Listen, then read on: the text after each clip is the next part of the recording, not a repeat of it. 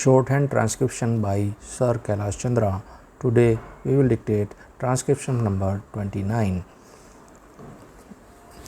If you scan the history of the railways in this country, you will see that it was the presidency towns Bombay, Madras and Kolkata that determined that the pattern or our railways as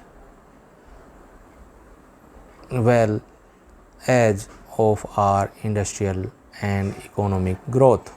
The British, when they landed in this country, established trading centers called forts. In Chennai, it was Fort St. George.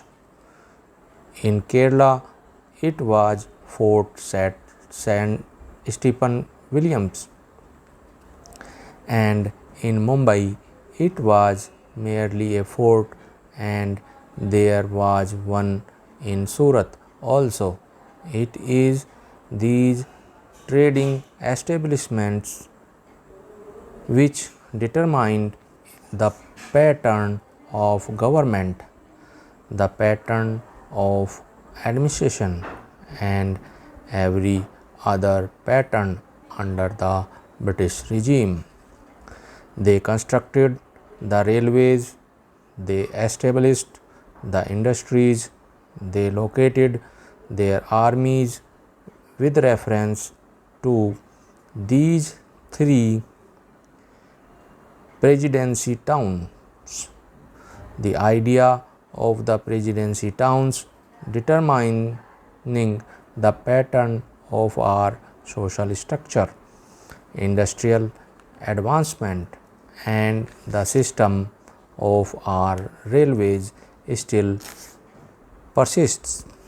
That is the mental elegy that is hampering the vision of the Planning Commission, the Railway Board, and the Railway Ministry. Sir, once I happened to travel from London to Rome by train. Another time I had to travel from Moscow to Leningrad by train. Now where did I find on the continent of Europe lines of varying breadth? It is all a uniform gauge. So is it in Russia? It may be 6 feet there. In America, in every industrial advanced country, you find that the gauge is uniform. This very country which ruled us, namely the United States Kingdom, had inside its border in uniform gauges, but they inflicted the three systems of gauges on India. They thought that would perpetuate what is called their domination, or in the negative sense that it would impede the industrial and economic growth of India. Secondly, it would make India always the customer and purchaser of lines and locomotives and rolling stocks from the United Kingdom.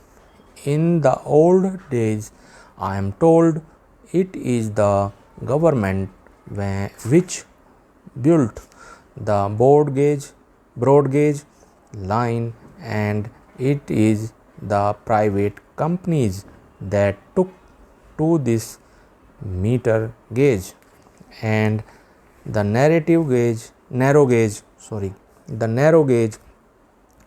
though they have not have had the distinction of private and public sector in view, then it now appears that what the so-called public sector then did has been good, and what the private sector then did has been to our disadvantage. I would appeal to these agencies to introduce a uniform gauge throughout India. In this connection, it will be interesting to note the talk of the own railway minister about the school, primary schools, higher secondary schools and high schools for the Indian Railways.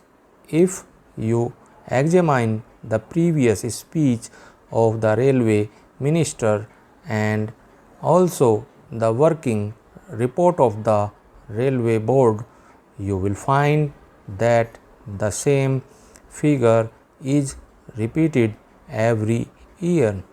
I have examined the figures and I find that this year only 16 schools have been added, out of which 13 are primary schools, 1 is a higher secondary school and 2 are middle or high schools.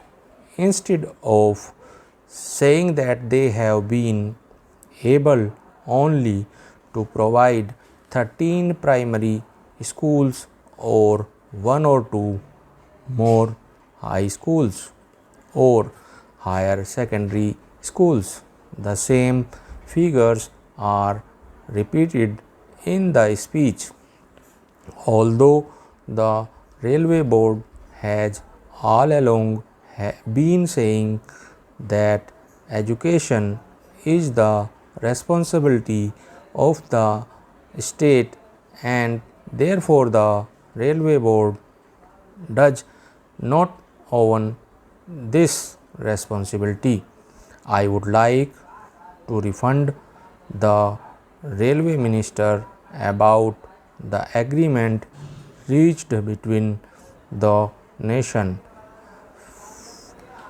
Federation of Railwaymen and the Railway Board in the year 2013, according to which the Railway Board undertook to provide primary schools for the education of the children of railway employees. Sir, as I told you earlier, I had to say many things on the floor of this house, but I will conclude with only 1 or 2 more observations.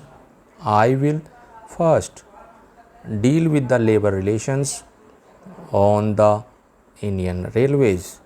I slightly differ from my own honorable friend when he quoted me as saying that the permanent negotiating machinery has completely failed.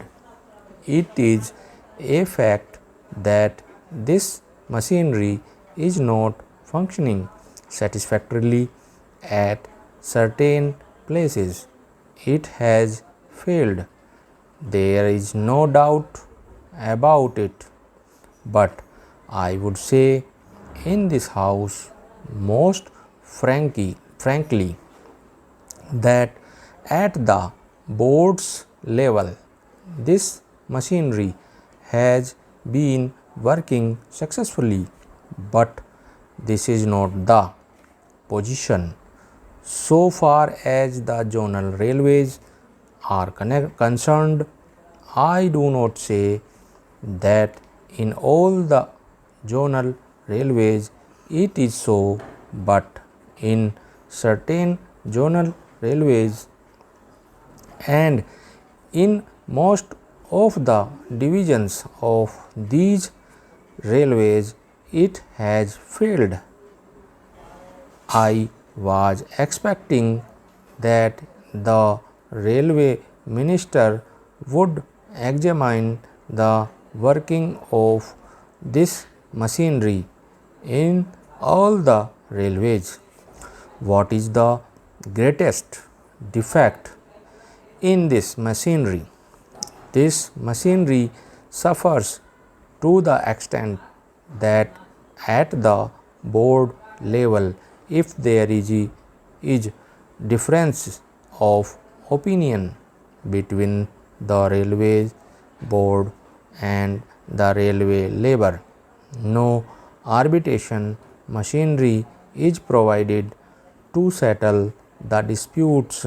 The provision in this machinery is that as and when as an occasion arise, an ad hoc tribunal would be set up by government. That's it.